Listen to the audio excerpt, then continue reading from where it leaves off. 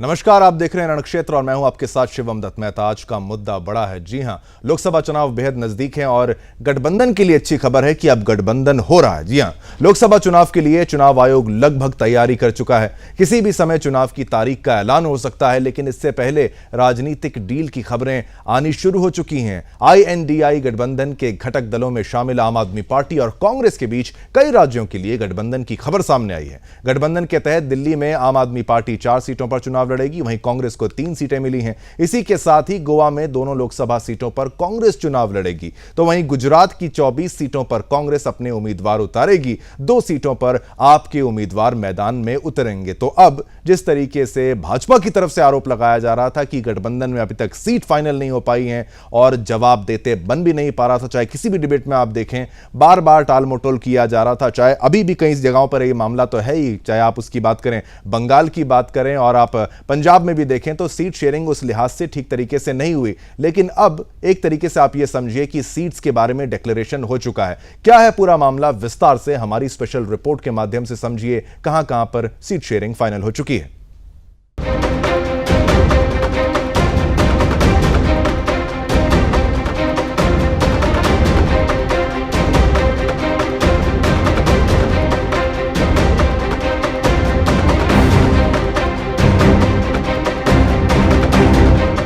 लोकसभा चुनाव के लिए गली मोहल्ले में चर्चा शुरू हो चुकी है।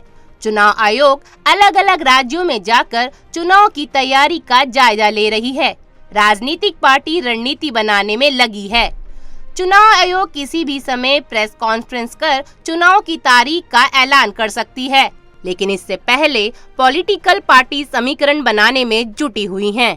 लोकसभा चुनाव के लिए इंडी गठबंधन के घटक दलों में शामिल आम आदमी पार्टी और कांग्रेस के बीच गठबंधन की खबर है। गठबंधन के तहत दिल्ली में आम आदमी पार्टी 4 सीट, नई दिल्ली, पश्चिमी दिल्ली, दक्षिणी दिल्ली और पूर्वी दिल्ली पर चुनाव लड़ेगी। वहीं कांग्रेस को पूर्वी दिल्ली, उत्तर पूर्वी दिल्ली और चांदनी चौक की सीट मिली है। दिल्ली के अंदर आम आदमी पार्टी 4 सीटें लड़ेगी, कांग्रेस 3 सीटें लड़ेगी। हरियाणा के अंदर आम आदमी पार्टी 1 सीट लड़ेगी, बाकी सीटें कांग्रेस लड़ेगी। गुजरात के अंदर आम आदमी पार्टी 2 सीटें लड़ेगी, भावनगर और भरूच, बाकी सीटें कांग्रेस लड़ेगी। चंडीगढ़ और गोवा की सीटों पे जो हमारी चर्चा हुई उसमें वो सारी सीटें कांग्रेस लड़ेगी, आम आदमी पार्टी वहां नहीं लड़ेगी। इसके साथ ही गोवा में दोनों लोकसभा सीटों पर कांग्रेस चुनाव लड़ेगी, तो वहीं गुजरात की 24 सीटों पर कांग्रेस पार्टी अपने उम्मीदवार उतारेगी और 2 सीटों पर आपके उम्मीदवार मैदान में उतरेंगे। कुछ दिनों पहले तक रही आप और कांग्रेस के बीच राजनीतिक तकरार अब गठबंधन में बदल चुकी है। पंजाब के मुख्यमंत्री भगवंत मान ने ये कहते हुए राजनीति गर्मी बढ़ा दी कि पंजाब में आप अकेले चुनाव लड़ेगी। अब माना जा रहा है कि पंजाब की राजधानी चंडीगढ़ की लोकसभा सीट से कांग्रेस पार्टी का उम्मीदवार मैदान में उतरेगा। हालांकि पंजाब में दोनों पार्टियों के बीच समझौता नहीं हुआ है। यहां दोनों दल एक दूसरे के खिलाफ चुनाव लड़ेंगे। इस गठबंधन का ऐलान करते हुए दोनों पार्टियों के नेताओं ने प्रेस कॉन्फ्रेंस की। इस दौरान आप नेता संदीप पाठक ने कहा कि आज की अराजक सरकार को सत्ता से हटाने के लिए सभी को साथ आना आवश्यक है। इंडी गठबंधन के सूत्रधार कहे जाने वाले नीतीश कुमार अब NDA खेमे में हैं। RLD के जयंत चौधरी भी प्रधानमंत्री नरेंद्र मोदी को दिल दे चुके हैं। हरियाणा में भी सीट शेयरिंग को लेकर खबर सामने आई है। हरियाणा की 9 सीटों पर कांग्रेस के उम्मीदवार उतरेंगे। वहीं कुरुक्षेत्र की लोकसभा सीट से आम आदमी पार्टी अपना उम्मीदवार उतारेगी। एक ओर आपके साथ गठबंधन की खबर आई, तो वहीं दूसरी ओर कांग्रेस के साथ गठबंधन की बात पर अंत भला तो सब भला कहकर गठबंधन को हरी झंडी दे चुके हैं। सपा ने कांग्रेस को यूपी में 17 सीटें दी हैं, जबकि कांग्रेस 22 सीटों की मांग कर रही थी। माना जा रहा है कि सपा के दबाव के आगे कांग्रेस को झुकना पड़ा। कांग्रेस अपने बड़े नेताओं के लिए भी सीटें नहीं ले पाई, जिसके बाद अब कांग्रेस के अंदर खुलकर बगावत देखने को मिल रही है। पूर्व केंद्रीय मंत्री ने इस गठबंधन के खिलाफ आवाज उठाई है। सपा कांग्रेस के बीच हुई सीट शेयरिंग को लेकर पूर्व केंद्रीय मंत्री सलमान खुर्शीद ने अब बगावती तेवर दिखाए हैं। दरअसल वो यूपी की फर्रुखाबाद सीट से चुनाव लड़ना चाहते थे, लेकिन ये सीट सपा के खाते में चली गई। अब देखना है कि कांग्रेस के आला कमान इस तेवर पर क्या रुख अपनाते हैं। सुदर्शन न्यूज से नितिन की रिपोर्ट।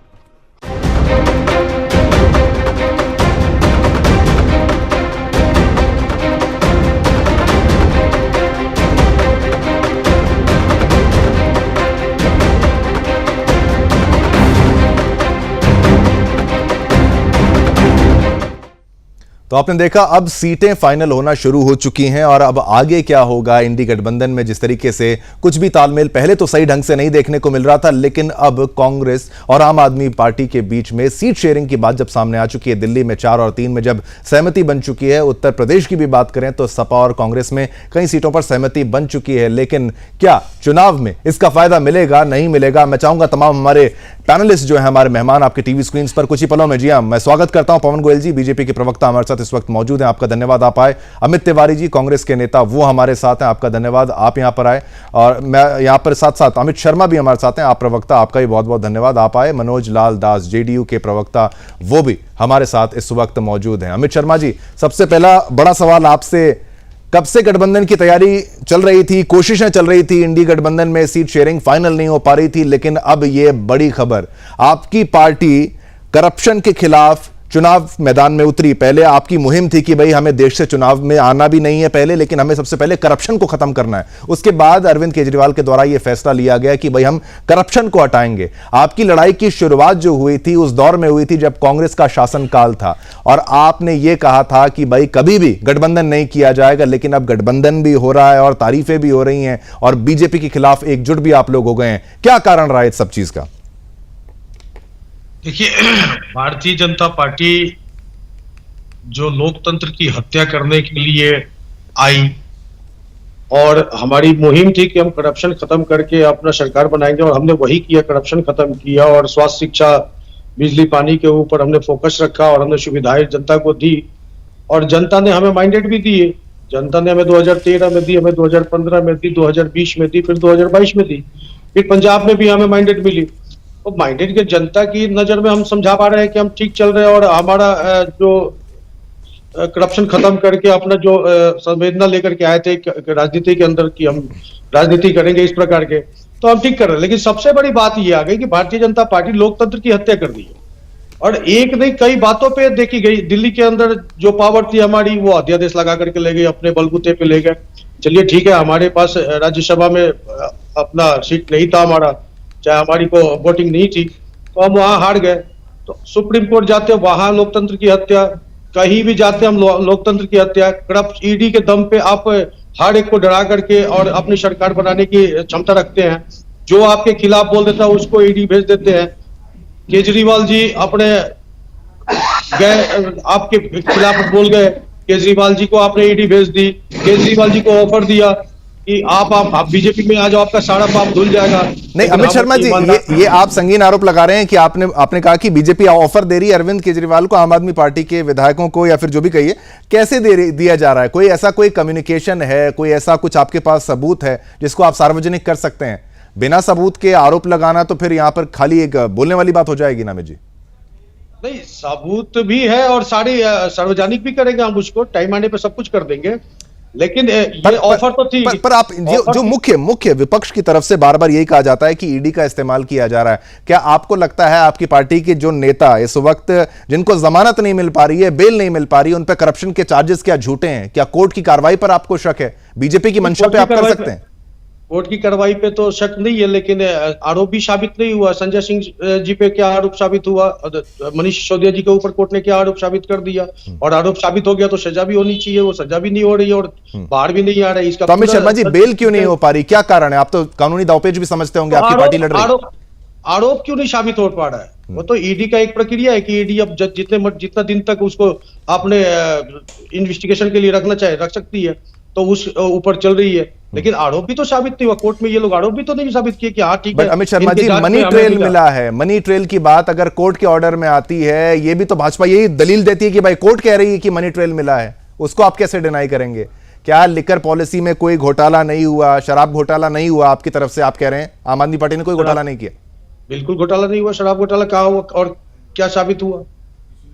अच्छा, कोई घोटाला नहीं हुआ। ठीक है, पवन गोयल जी ये कह रहे हैं कोई घोटाला नहीं हुआ है, तमाम सबूत इनके खिलाफ जा रहे हैं और कई लोग जेल में हैं, लेकिन मुख्य आरोप जो आपकी पार्टी पर लगाया जाता है, चाहे कांग्रेस की तरफ से चाहे आम आदमी पार्टी की तरफ से, यही लगाया जाता है कि आप जो ईडी है, सीबीआई है, इसका इस्तेमाल करते हैं और जो आपकी बात से सहमत नहीं है उसको प्रताड़ित करते हैं। क्या जवाब? पहले मैं आपकी राय लेना चाहता हूं, फिर मैं आगे और प्रश्न पूछूंगा। आवाज शायद आपको ऑडियो म्यूट। हाँ बिल्कुल, बोलिए, बिल्कुल बोलिए। देखिए, बार बार आम आदमी पार्टी और विपक्ष के आपने प्रवक्ताओं को सुना होगा, हमेशा यही कहते हैं ईडी और सीबीआई भारतीय जनता पार्टी का तोता है।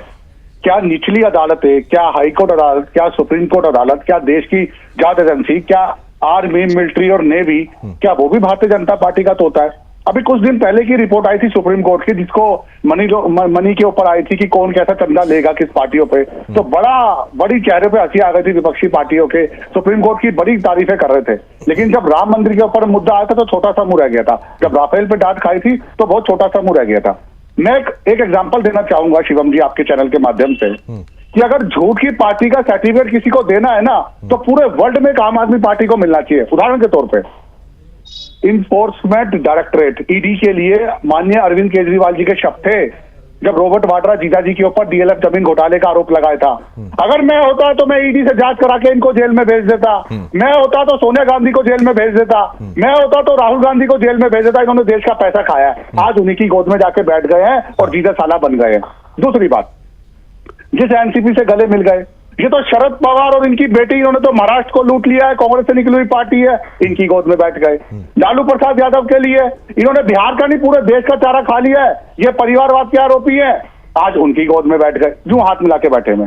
तीसरी सबसे महत्वपूर्ण बात, जिस साइकिल को ये कहते थे परिवारवाद, मुलायम सिंह जी, उनके बेटे जी, उनके भाई जी, उनकी बहुए जी, उनके भतीजे जी, उनके अधिकारी जी, सब M22 फैक्टर से भरे हुए थे, आज वो भी ईमानदार हो गए।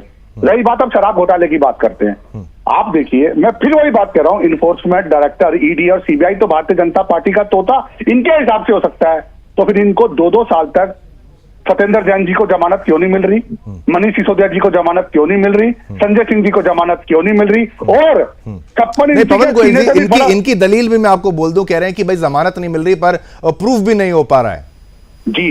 अब ये तो देखिए जनता को कैसे बरगलाया जाता है, जहां तुम्हारे इतने बड़े बड़े कोर्ट्स और जज बैठे हुए हैं, आप कट्टर ईमानदार है, जो सर्टिफिकेट आप खुद ही बांटते हैं उन अपने जजों को दो ना, हाई कोर्ट के जजों को दो, सुप्रीम कोर्ट के जजों को दो।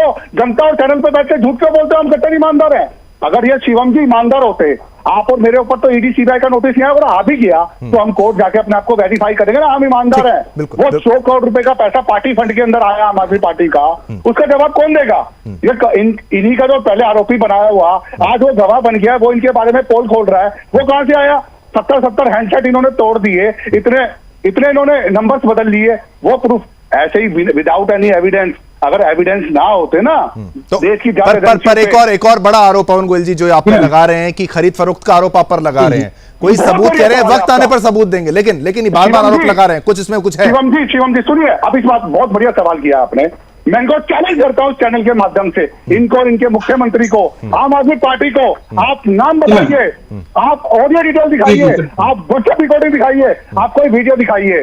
ये वैसा ही आरोप है जो शीला दीक्षित जी पे लगा था, जो टाटा पे लगा था। पवन गोयल जी, मैं आपकी बात से सहमत हूं, लेकिन ये दलील कई जगहों पर ये दे रहे हैं कि भाई भाजपा इतनी स्मार्ट है कि वो पता नहीं लगने देती। अब ये दलील भी आएगी, अब वक्त इन्होंने मांगा है, लेकिन ये दलील शिवम जी देखिए, आप ना विपक्ष के सवाल को उठा के इनकी बैटिंग कर रहे हैं, तो मैं ऐसा होने नहीं दूंगा। नहीं, मैं बैटिंग नहीं कर रहा, नहीं, बराबर का मौका देता हूं। फिर ये मुझे मान लेता हूं आपको विपक्षी नेता, मैं मान लेता हूं आपको विपक्षी नेता। अब आप मेरी बात सुनिए। नहीं, देखिए पवन गोयल जी, ये बात गलत है। देखिए, ये कल को मुझे बोल देंगे कि आप भाजपा के नेता को बोलने का ज्यादा मौका दे रहे हैं, वो भी मैं नहीं चाहता। मैं चाहता हूं सबकी बात, उनसे मैंने 10 प्रश्न पूछे, आपसे मैं 4-5 पूछूंगा ना, तो आप बिल्कुल पूछो, मैं तो मना नहीं कर रहा, मैं तो विपक्षी नेता मान रहा हूं आपको। मैं तो विपक्षी नेता का सवाल करोगे तो विपक्षी नेता मानूंगा ना, मैं तो बोलूंगा ना आपके लिए। अरे आप सवाल इनका मैं पूछ रहा हूं, आप मेरे से चिढ़ रहे हैं, आपको जवाब तो उसका देना होगा जो इनकी दलीलें हैं। आपके जवाब का, मैं आपके सवाल का जवाब दे रहा हूं, मैं चिढ़ नहीं रहा हूं आपसे, मैं तो कह रहा हूं बहुत अच्छा सवाल है। क्या सवाल पूछा, दोबारा रिपीट किया, मैं उत्तर दूंगा डिफाइन करके। बिल्कुल, ये कह रहे हैं, देखिए मैं ये कह रहा हूं, इनकी ये भी रिपोर्ट्स में कई जगहों पर ये दलीलें दे रहे हैं कि जब पार्टी से सबूत मांगा जाता है कि आपके पास क्या सबूत है, क्या कोई फोन कॉल थी, क्या कोई रिकॉर्डिंग थी, कहते हैं ऐसा कुछ बिल्कुल नहीं ठीक है। है। आपको क्या लगता है कि दूसरी पार्टी ऐसी कोई गलती करेगी? ऐसी कोई गलती वो नहीं करना चाह रही, इसलिए कोई ट्रेल नहीं मिल पा रहा। उस पर आपका जवाब बिल्कुल। इनको देना बनता है। बिल्कुल बनता है जवाब देना। ये कह रहे हैं कि इनडायरेक्टली ऑपरेशन लोटस, जो विपक्ष ने भारतीय जनता पार्टी पे आरोप लगाया है, ऑपरेशन लोटस, इसी के लिए माननीय अरविंद केजरीवाल जी पे और आतिशी इनकी मंत्री पे भारतीय जनता पार्टी ने ये आरोप लगाए हैं कि आप हमें साबित करें कि कौन से तुम्हारे विधायकों को खरीदा, कितने में खरीदा, किसको फोन किए, किसको ऑडियो किए। शिवम जी, मैं आपके चैनल पे आपको बोल रहा हूं तो दिख रहा है ना ऑन रिकॉर्ड। इनके पास कोई तो नाम होगा भाजपा के किसी मंत्री का, किसी कार्यकर्ता का, किसी के पास कोई तो रिकॉर्ड होंगे। कोई मैसेज नहीं है, कोई ऑडियो नहीं है, कोई वीडियो नहीं है, कोई मीटिंग नहीं है। मैं वही कह रहा हूं, अगर झूठ की पार्टी का सर्टिफिकेट देना हो ना, पूरे भारत में नहीं पूरे वर्ल्ड में, तो एक आम आदमी पार्टी है। क्या इन्होंने 500 स्कूल बना दिए, क्या 50 कॉलेज बना दिए, क्या 50 अस्पताल बना दिए, क्या 1000 डीटीसी बस ले आए, क्या 1000 मोहल्ला क्लिनिक। एक सेकंड और आप इनके 76 वादों में से 7.5 वादे बता दीजिए जो उन्होंने पूरे किए। एक और सबसे बड़ा चैलेंज, आप जहां से मुख्यमंत्री अरविंद केजरीवाल जी, आप एक स्कूल, एक कॉलेज, एक अस्पताल और एक बारात घर का नाम बता दीजिए। अमित शर्मा जी बैठे हैं, इनके मुंह में फेविकोल चिपक जाएगा। जी ठीक है, बिल्कुल बिल्कुल। अमित शर्मा जी, आपके जितने भी सवाल थे, मैंने एक भी सवाल आपका छोड़ने का प्रयास नहीं किया। 2 सवाल ज्यादा ही मैंने पूछे कि जो क्लैरिटी है, अगर आप आरोप लगाते हैं भाजपा की तरफ से, जिसे इन्होंने ऑपरेशन लोटस का जिक्र यहां पर किया, कुछ तो सबूत होगा। आपकी पार्टी कोई छोटी पार्टी तो है नहीं, इतनी बड़ी पार्टी आपकी है, आपका जन समर्थन भी अगर आपको मिल रहा है, उसके साथ साथ केवल आरोप लगा देना, कोई सबूत पेश नहीं करना, वक्त आने पर सबूत देना, ये तो खाली पार्टी दूसरी को बदनाम करने का प्रयास ही माना जाएगा ना। कोर्ट में भी आप जाएंगे, सबूत ही तो मांगा जाएगा। हम भी आपसे अगर सबूत मांग रहे हैं, और क्या किया जाए? अमित शर्मा जी, पहले आपका जवाब, फिर तिवारी जी पे जाएंगे। देखिए, गोयल साहब जल्दबाजी में थे और आपको समझ गए कि आप विपक्षी दल के नेता आ गए, और यही कमी रही है। सबसे बड़ी बात ये है, अमित शर्मा जी, बस मैं छोटा सा यहां पर ये डाल दूं, ये छोटा सा स्टेटमेंट डाल दूं, कोई पार्टी, कोई किसी से हमें लेना नहीं, हम पत्रकार हैं, हमें दोनों तरफ की बातें भी सुनते हैं, दोनों तरफ से प्रश्न भी पूछते हैं, लेकिन ये भी कई जगहों पर होता है कि भाई बदनाम करने का प्रयास पत्रकारों को किया जाता है, और ये विपक्ष भी बहुत करता है। चाहे पक्ष की तरफ से आरोप हो, विपक्ष की तरफ से आरोप हो, हमें कोई फर्क नहीं पड़ता। जनता के जो सवाल है हम आपसे भी पूछेंगे, इनसे भी पूछ रहे हैं बराबर के। बोलिए शर्मा जी, अपना स्टेटमेंट कंप्लीट करिए। भारतीय जनता पार्टी एक आरएसएस की संगठित पार्टी है। नहीं, वो अलग प्रश्न है, वो अलग प्रश्न है, जो भी संगठन है। आप मुद्दे की बात करिए ना, आप मुद्दे की बात करिए ना, जो आपने आरोप लगाया पहले वो आप जवाब देंगे। शुभम जी, मैं मुद्दे पे ही आ रहा हूं। भारतीय जनता पार्टी एक आरएसएस संगठित पार्टी है, और उसमें एक चीज सिखाया जाता है और ट्रेनिंग दी जाती है कि एक झूठ को 100 बार बोल के उसको सच कर दिया जा सकता है। वो हमारे गोयल साहब है। सबसे बड़ी ये रिटॉरिक आप दे रहे हैं अमित शर्मा जी, रिटॉरिक का समय नहीं है, ये झूठ सिखाया जाता है, बोला जाता है। आप नहीं, रिटॉरिक का नहीं, किसी को भी नहीं, संगठन में ऐसे नहीं, देख कुछ भी गलत स्टेटमेंट नहीं, रिटॉरिक्स नहीं। अमित शर्मा जी, बहुत कम समय के साथ हम चल रहे हैं, अब तिवारी जी को भी समय देना है। रिटॉरिक्स नहीं, सबूत और आपकी दलीलें। पहले सबसे बड़ी झूठ, इन्होंने एम्स का दावा किया, आईआईटी का दावा किया। सुन लीजिए मेरी बात, अभी सुन लीजिए, आप बोल रहे थे तो मैं सुन रहा था ना। आपने तो राम मंदिर भी नहीं छोड़ा, उसको भी निर्माण होने से पहले प्राण प्रतिष्ठा करा दिया। तो राम मंदिर की अरे आप कहां राम मंदिर पे आ गए, कहां राम मंदिर पे आ गए? राम मंदिर अच्छा ही तो किया है। देखिए अमित शर्मा जी, राम मंदिर बना, खुश हैं, ठीक है। नहीं, आपने डिविएट किया। अमित शर्मा जी, नहीं,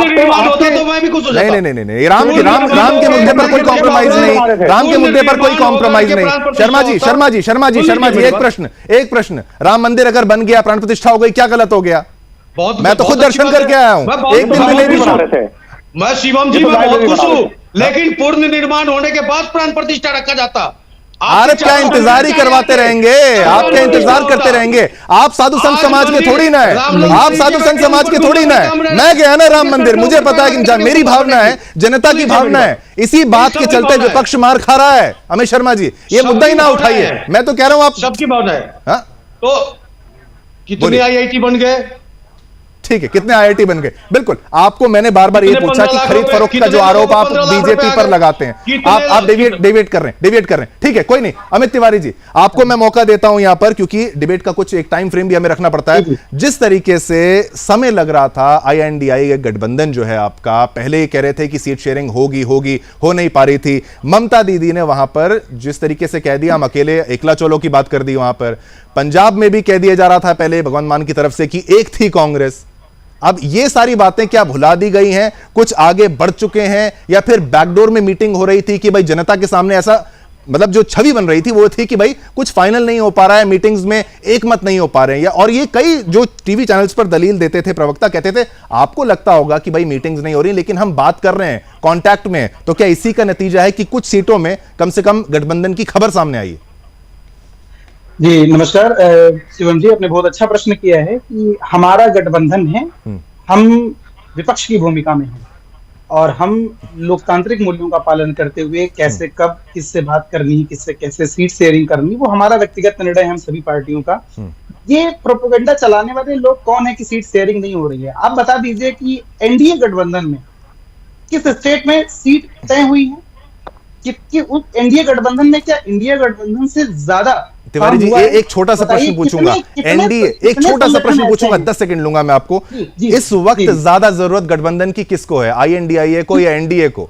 बीजेपी 303 पे तो वैसे ही है, 400 का लक्ष्य की बात वो कर रहे हैं, वैसे ही उनको बहुमत है ही ना। तिवारी जी, अब बोलिए। लोकतंत्र में जो बहुमत होता है सर ना, वो जीवन पर्यंत नहीं मिलता। हम ये नहीं कह सकते चुनाव के पहले उनको बहुमत है। उनको 2019 के चुनाव में जनता ने मैंडेट दिया था, जिसे हमने हाथ स्वीकारा है, कोई बड़ी बात नहीं है। हम 2024 के चुनाव का जिक्र कर रहे हैं, जहां 2024 आ गया है। अब जरूरत किसको है? जरूरत आम जन को है, हमारा कल्याण आम जन को लेकर के। आप यूपी में देखिए, कल लखनऊ के अंदर देखिए कि उत्तर प्रदेश में कोई 42 लाख छात्रों ने परीक्षा दी थी उत्तर प्रदेश पुलिस की, बहुत स्वच्छता के साथ पेपर करा रहे थे। रोजगार, महंगाई, और हमारे हर दिल अजीज नेता राहुल गांधी जी ने अपनी न्याय यात्रा में जिस मुद्दे को उठाया, जो युवा साथी गए, उनके मुद्दे को उठाया। और देखिए सरकार का स्टेडियम, जब युवा शक्ति एक साथ जुड़ी, कल 20-25 हजार की संख्या में जब लखनऊ की गार्डन में छात्र धरना प्रदर्शन करते रहे, तब जाकर के आज बहुत ही बेशर्मी के साथ जो आयोग छात्रों पर FIR तक दर्ज कराने की मांग कर रहा था कि ये गलत अफवाहें हैं, FIR दर्ज करा देंगे। पेपर लीक का जिक्र कर रहे हैं आप, पेपर लीक का जिक्र कर रहे हैं। मैं बताता हूँ सर, मैं एक एक्शन हो गया ना वहां पे, शुरुआत तो हो गई ना। देखिए सर, मैं बताता हूँ सर, यूपी PSC राज्य लोक सेवा आयोग उत्तर प्रदेश का, उसका RO का पेपर लीक है। उस आयोग के 6 गेट हैं और 6 गेट को कल रात तक छात्रों ने घेर करके रखा था, उनमें ताला जड़ करके रखा था। कोई इतनी बेशर्म सरकार नहीं हो सकती है। ठीक है, नहीं देखिए भाषा की गरिमा रखते हुए पेपर लीक किस राज्य में नहीं हुए, किस राज्य में नहीं हुए, ऐसा कुछ नहीं है। तमाम जगहों पर आरोप है, तमाम जगह पर आरोप है, और कहां एक्शन हुआ है, कहां एक्शन हुआ है, वो भी नहीं। पवन जी, आपको मैं मौका दूंगा, लेकिन मनोज जी भी हमारे साथ हैं। मनोज लाल जी, आप भी मेरी पूरी बात को सुन रहे हैं। तिवारी जी, आपको मैंने मौका दिया, लेकिन आप पूरा एक ही मुद्दे पर अगर आप यहां पर अटक जाएंगे, सीट शेयरिंग की बात विस्तार से आपसे मैं फिर आता हूं, प्रश्न पूछता हूं। मनोज लाल जी, जिस तरीके से इंडी गठबंधन के खिलाफ आपकी पार्टी भी जब हो गई, उन्होंने भी ये बात कही कि कैसे पहले तो सब बातें ठीक चल रही थी, पटना में बैठक होती है, शुरुआत होती है, बंगाल में नामकरण होता है, सारी बातें ठीक चल रही हैं, लेकिन फिर उसके बाद जिस तरीके से त्यागी जी का बयान आता है, तमाम नेताओं का बयान आता है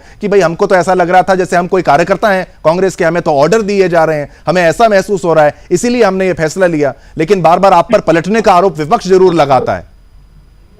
अब आपको क्या लगता है? देखिए शिवम जी, हाँ, अब कोई इंडी फिंडी कोई गठबंधन रहा ही नहीं। नीतीश कुमार जी ने इस गठबंधन की शुरुआत की थी और पूरी ईमानदारी के साथ उन दलों को बैठाने का भी काम किया था जो अपने अपने राज्य में एक दूसरे के घूर विरोधी थे। परंतु कांग्रेस को लगा कि उनके युवराज जो हैं वही इस देश के कर्ता धर्ता हैं, उन्होंने उस ढंग से इसको लेना शुरू कर दिया। आपने देखा कि 4 राज्य में 5 राज्य में चुनाव हो रहे थे, तो यही किस तरह से बातचीत हुआ। कमलनाथ जी ने अखिलेश जी के बारे में क्या कहने कहा, उसके बावजूद भी हमने पूरी ईमानदारी से इसको करने का काम किया। अब कांग्रेस के नेता ममता बनर्जी के खिलाफ आग उगलने लगे। कांग्रेस के नेता आकर अरविंद केजरीवाल के खिलाफ आग उगलने लगे। ममता बनर्जी को लेकर जब वो अलग हट गई, केजरीवाल जी ने भी कहा, और अभी भी जो आप गठबंधन देख रहे हैं, ये कौन सा गठबंधन है शिवम जी, समझ में नहीं आता है कि एक राज्य में हम आपके साथ लड़ेंगे, एक राज्य में आपके साथ खिलवाड़ करेंगे, आपके खिलाफ लड़ेंगे। तो इसीलिए ये गठबंधन कोई नहीं है। लेकिन चूंकि देश में ये लोकतंत्र में एक विपक्ष का भी होना जरूरी है शिवम जी, इसलिए इन लोगों से हम लोगों को रहेगा कि कम से कम जो एक विपक्ष के लायक जो सीट होनी चाहिए, ये सारे लोग मिलकर ले आए, हमारा उनके लिए ये स्वागत रहेगा। और बाकी इस तरह का ईडी सीबीआई, हम भी तो बीजेपी से अलग हुए थे, 1.5 साल बीजेपी से अलग रहे हैं शिवम जी। हमारे यहाँ तो कोई ईडी और सीबीआई नहीं पहुंची। बिल्कुल जो मनोज जी, ठीक है, आपने जो ये प्रश्न यहाँ पर उठाया, वही मैं दलील जो है विपक्ष के नेताओं को जब भी वो आरोप लगाते हैं ईडी सीबीआई का, मैं कहता हूं कि कभी कितने बड़े बड़े नेता हैं, हर एक के ऊपर ईडी की रेड क्यों नहीं हो जाती? विपक्ष में तो वो भी हैं। ममता बनर्जी के खिलाफ कोई ऐसा एक्शन आप बता दीजिए, वो भी तो एक बड़ी नेता है। क्या अगर जिसने करप्शन किया वहीं पर, ठीक है, आप ही को मैं मौका दूंगा यहां पर। आप गोयल जी आप बताइए, बार बार वही, मैं नहीं चाहता कि डिबेट वहीं पर घूम के आ जाए, लेकिन ये कह रहे हैं, मनोज लाल जी कह रहे हैं कि भाई ये भी कोई गठबंधन समझने वाला गठबंधन नहीं है, और जहां जहां पर भी सीट शेयरिंग हुई है, चाहे दिल्ली की भी बात करें, वहां पर भी बीजेपी ही है। और अगर बात करें बाकी जगह, पंजाब में बात करें तो खाली एक सीट की बात यहां पर दिखती है, आम आदमी पार्टी का जिक्र मैं यहां करता हूं, और उत्तर प्रदेश की बात करता हूं, सपा की 5 सीट, कांग्रेस की 1 सीट। तो इतनी सारी सीटों की शेयरिंग भी हो रही है, धरातल पर क्या फायदा होता है? गुजरात में भी भाजपा ही आगे है, फायदा होगा इतनी जो सीट शेयरिंग हो रही है, या फिर नहीं होने वाला? आपको लगता है 400 पार का जो नारा आप दे रहे हैं? मैं दिल्ली से शुरुआत करता हूं। 2014 में 2019 में माननीय मोदी जी भारतीय जनता पार्टी की सरकार आई, कांग्रेस और आप दोनों की वोट शेयरिंग लगाने के बाद भी हम 7 सीटों पर प्लस थे, 14 में भी और 19 में भी। आम आदमी पार्टी में अगर मैं हरियाणा की बात करूं, 10 की 10 सीटों पर भी हम ऐसे ही जीते थे। और पंजाब की बात करूं, पंजाब में बेशक हम माइनस थे, लेकिन और गुजरात की अगर आप बात करेंगे, और अगर मैं उत्तर प्रदेश की भी बात करूं, 80 में से 5 सीटें साइकिल पे थी और 10 मायावती जी के पास थी पिछले इलेक्शन में। लेकिन उसके पिछले इलेक्शन में हमारे पास 73 सीटें थी। उसके बाद अगर हम टारगेट लगा रहे थे तो हम काफी ज्यादा वोटों से आगे थे, और बहुत सारी सीटें वन साइड जीत रहे थे। जो ये गठबंधन हो रहा है ना, ये वही गठबंधन है जो सिर्फ नेम और फेम के लिए हो रहा है। अंदर खाते अगर आप देखोगे, जिस तरीके से नीतीश कुमार जी ने छोड़ दिया है, आरएलडी ने जयश्री जी ने छोड़ दिया है, इनके अंदर खुद ही दरारें पड़ गई हैं। ओपी राजभर जी इनको छोड़ गए, निषाद इनको छोड़ गए, स्वामी प्रसाद मौर्य ने अपनी पार्टी बना लिया, पश्चिम बंगाल का भी आप जिक्र कर रहे थे। तो मैं ये कहना चाह रहा हूं कि इनका जो गठबंधन है, ओनली सिर्फ दिखावा रह गया है, जो एक दूसरे के ऊपर भ्रष्टाचार, परिवारवाद और ये सब 370 पन्नों की फाइल, अभी आम आदमी पार्टी के प्रवक्ता जवाब देने की जगह सवाल करने लग गए। ये माननीय मुख्यमंत्री जी के विकास के काम, नई दिल्ली सीट से वो विधायक है 2013 से और मुख्यमंत्री है, पंजाब भी इनके पास है। सिर्फ एक स्कूल बता रहा हूं मैं शिवम जी, सिर्फ एक स्कूल 500 में से वादा किया था, 50 कॉलेज का वादा किया था, सिर्फ एक स्कूल, एक कॉलेज, एक अस्पताल, एक बारात घर अपनी विधानसभा में नहीं बना पाए। दिल्ली का तो विकास और देश का विकास तो छोड़िए। रही बात राम मंदिर की, ये वही है जहां इनकी नानी कहती थी ऐसे मंदिर का कोई फायदा नहीं जो मस्जिद तोड़कर बनाया जाए। लाइब्रेरी बना दो, दिल्ली में लाइब्रेरी नहीं बना पाए, उत्तर प्रदेश में लाइब्रेरी बनाएंगे। तो मैं कह रहा हूं, आरोप लगाने से पहले अपने गिरेबान में जाके देख लो, इतने सारे आरोप समय का अभाव है। 10 सेकंड में देना चाहूंगा कांग्रेस के नेता को। आपका जो गठबंधन, क्या ये केवल सांकेतिक है, केवल वर्चस्व की बात है, या धरातल पर कुछ सीटें आएंगी भी? 10 सेकंड। बिल्कुल धरातल पर सीटें आएंगी।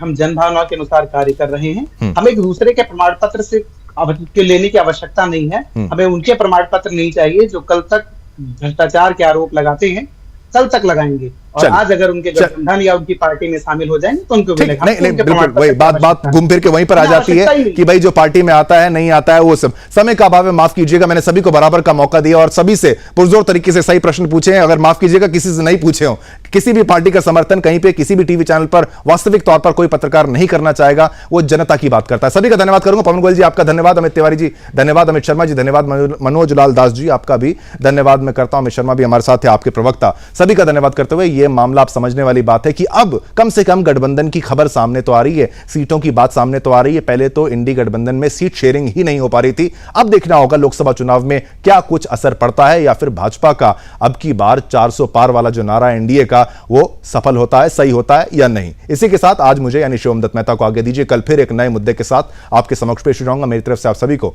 जय हिंद।